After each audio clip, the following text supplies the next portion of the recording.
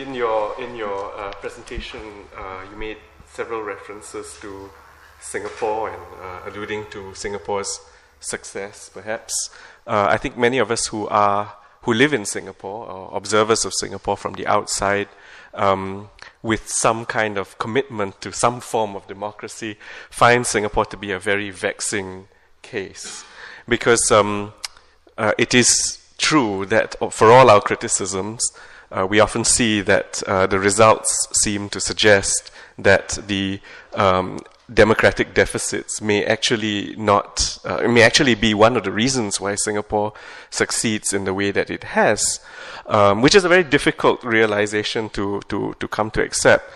Of course, it makes Singapore a very interesting model for countries like China and all of that who send delegates to Singapore very often to see what sort of things go on in Singapore and what they might learn from it, which worries those of us with democratic commitments even more.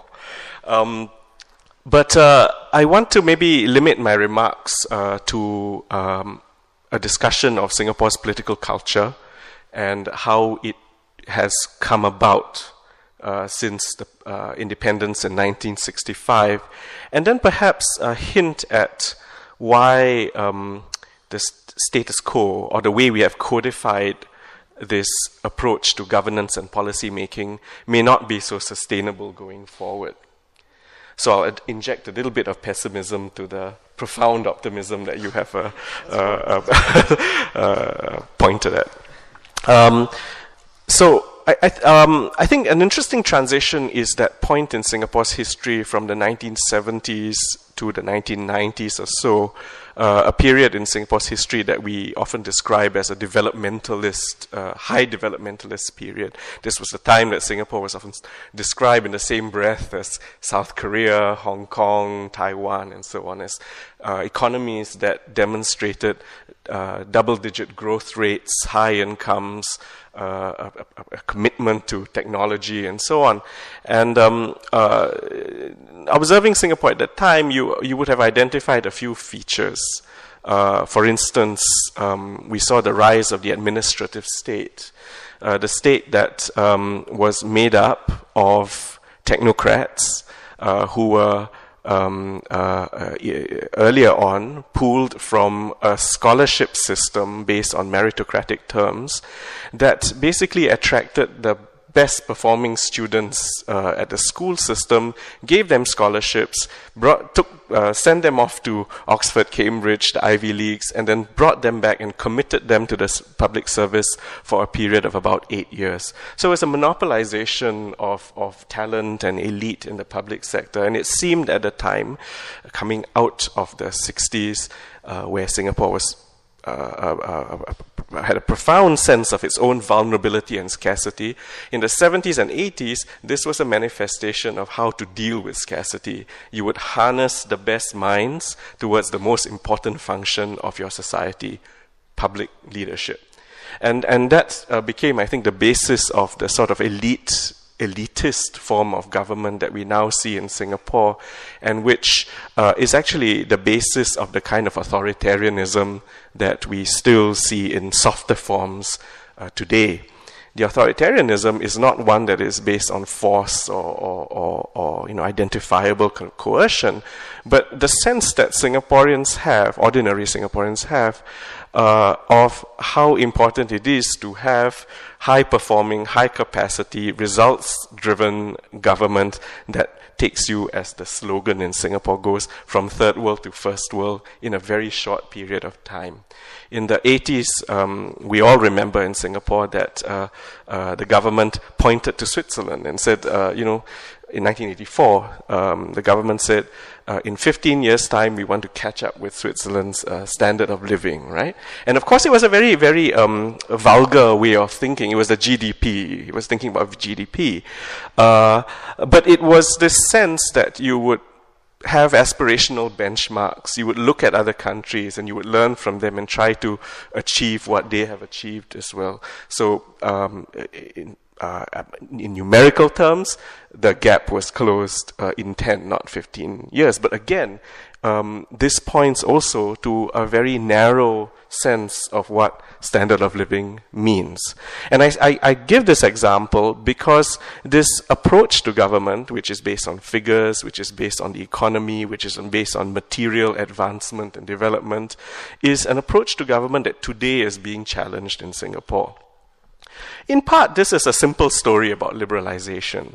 It's about the rise of a middle class that has benefited from a government that was successful and gave them all the affluence and opportunities in a short period of time.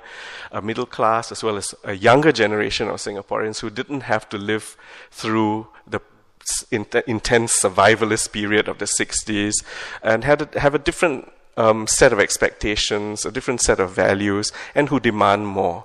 Partly also, it's a current generation of Singaporeans who have been used to such high standards of governance and public service delivery that we've reached almost an unrealistic expectation of what a government can do today. So there is now some sense that there are fissures in the system. Singaporeans are not entirely satisfied with what the government is doing today. There's a realization, of course, that maybe the 70s, 80s, and 90s were a necessary time, limiting civil society, limiting the power of domestic capital, beefing up the economy with giant government-linked companies and MNCs, and in that paternalistic sense, enjoying the fruits of a kind of a government that provided everything. Today, Singapore has moved from that high developmental state into, I guess, loosely describing it, a global city, right? One of the most open economies in the world. And with that level of openness comes a sense of the inability of a government to control everything in that society. So that loss of control, I think, translates into a very visible sense that all is not well in paradise, right? There are economic crises now that governments cannot, the government cannot mitigate as much as it could in the past. And being open also means, and being open as well as being very highly wired in Singapore, also means a new space, social media, alternative media, which becomes a very primary space for citizen participation and civil society activity. In the past, if the government made a mistake, the mainstream media would turn the mistake into something else, into something to be credited, right? But the mainstream media no longer has that power in Singapore today. So you have a citizenry that is much more globally aware, much more connected, more affluent, more highly educated, and in that old-fashioned liberalisation theory, much more interested in expressing their voice and being recognized as citizens who can take charge of decisions that affect themselves. So I think there is that aspect. But the liberalisation story is too simple a story for Singapore. There is also the sense of a government that continues to be very skillful at managing this process. So a government that looks around the world and recognizes that from Soviet Union to Taiwan to various other places, authoritarian systems with high-performing economies don't last, right? So this is a government that realizes it has to manage the liberalization process very actively. So on its part, it also institutionalizes processes of consultation, it institutionalizes public engagement exercises, it runs every few years a public envisioning exercise, most recently in 2012, a one-year process that asks Singaporeans to think about what sort of Singapore they would like to see in 2030. And then provide navigational signposts for the government then to reorientate its policies. In part, this is addressing a middle class need to be heard. In part, also, it is responding to that loss of control that I talked about. Singapore today is no longer the paradise that it was before. This is the infant growing up and passing through adolescence, right? So today you find a Singapore that is no longer 80% middle class. You now have profound inequalities in Singapore, one of the most unequal societies in the world. You find that at one time it was truly difficult to point to anything that you could call or you could describe as poverty in Singapore. Today you will find people in the streets begging. You will find that the bottom 20% of households actually have incomes that have fallen. You will find middle class incomes rising at a unfeasibly low level of about 1% every year since 1997, the Asian economic crisis and the neoliberalization of the economy. And you will find, and this is the most galling part of it, you will find that spike of millionaires in Singapore. By some measures, Singapore apparently has the highest concentration of millionaires in the world. You've asked an ordinary Singaporean in the street if they feel like a millionaire, and they will give you the finger, right? And it's in a place like Singapore, inequality matters a great deal because it's small in area. You live in 85% of Singaporeans live in public housing estates. Look across the street and you see ostentatious housing, $15 million type of housing, and that sense of inequality is very close. So inequality is a major problem in Singapore at the moment. The population size also has become a real issue, amplified by this need to attract foreign labor to supplement a very small labor force in Singapore. So Singapore's population is 5.5 million. About a million to 1.5 million are actually foreigners, and a large proportion of that figure refers to low-wage workers in the construction sector, as well as the domestic services sector. By that I mean maids, live-in maids. 1 out of every 5 households has a live-in maid in Singapore.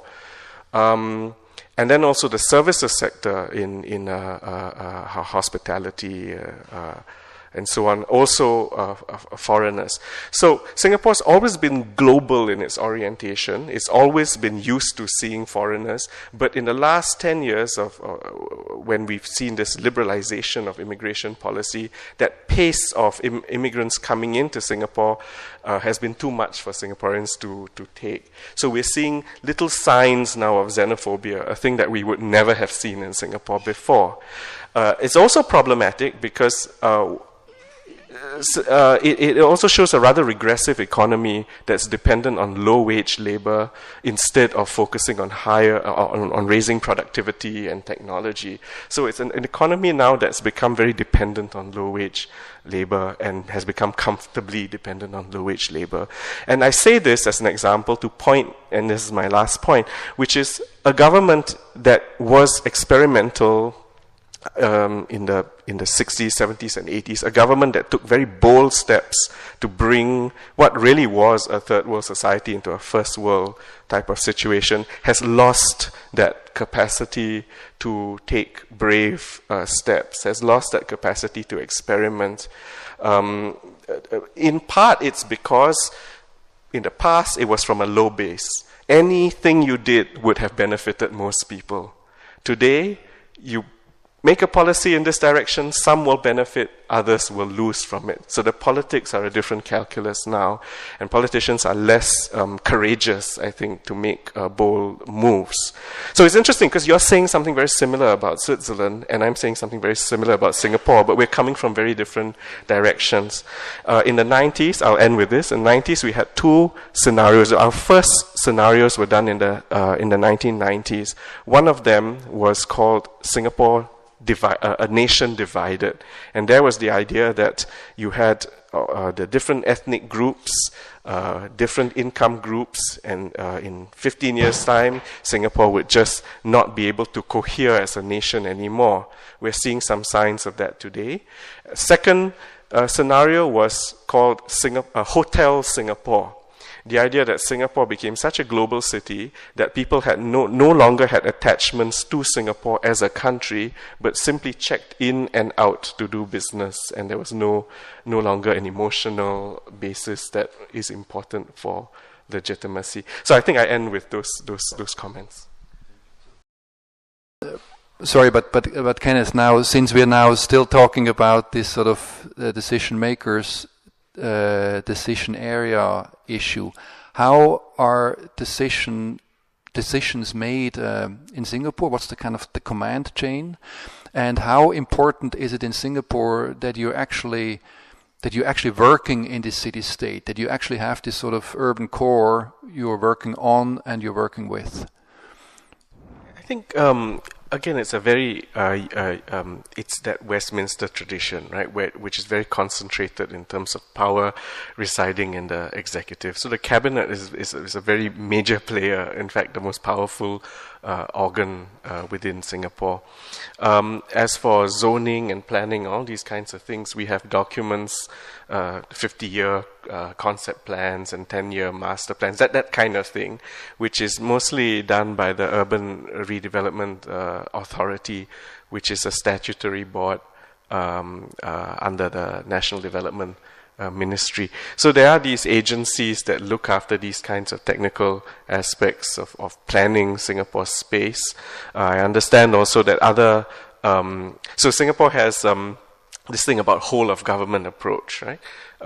They link different parts of the government together to work on things so that different aspects are harmonized. So the Land Authority, for example, will also come into the process. They will do scenario planning and visioning exercises to figure out the consequences of zoning in particular ways and so on.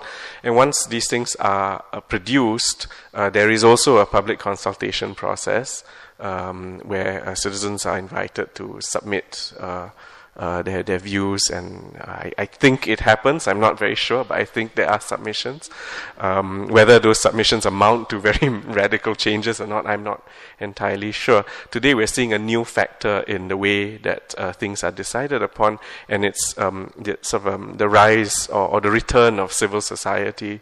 So groups are paying more attention to these documents that at one time were so technocratic and alienating that nobody really looked at them, and then suddenly discovered that a heritage area became residential, whatever it is, and then it was too late. So now I think the mostly heritage groups, natural heritage as well as the built heritage, they're paying a lot more attention to these documents that are emerging from the government. They're also beefing up in terms of their own capacity to do research and to counter-propose things which are evidence-based. So in the past, the Singapore government used to not take very seriously civil society because it seemed as if they were shooting from the hip, and it was just interests expressed in a kind of non-rational way. But today that criticism, I think, doesn't hold so much water anymore. So I think that those sort of power patterns are shifting somewhat, but it's still the government that plays a very major and decisive role in deciding what land to release to developers, how much land to release for public housing and so on, which of course has a lot of market. Now, that means, and in the end, what we have against that might be really good administrative people who are not directly in politics, but are just below politics, but are just brilliant. Now, how do you generate people like that? Actually, at the level of how the government in Singapore for the longest time have been looking at themselves, right? The word pragmatism is always used in Singapore, and it means a number of different things. But one thing it does mean is this non-dogmatic adherence to any big ideology. I mean, you look at Singapore's system, you will find evidence of capitalism in its most brutal form. You can also find elements of socialism in its most primitive form. You find all these things all operating at the same time. The government's view about ideology is that if it is useful, use those parts of it that are useful, and it becomes a kind of technology for justifying certain actions.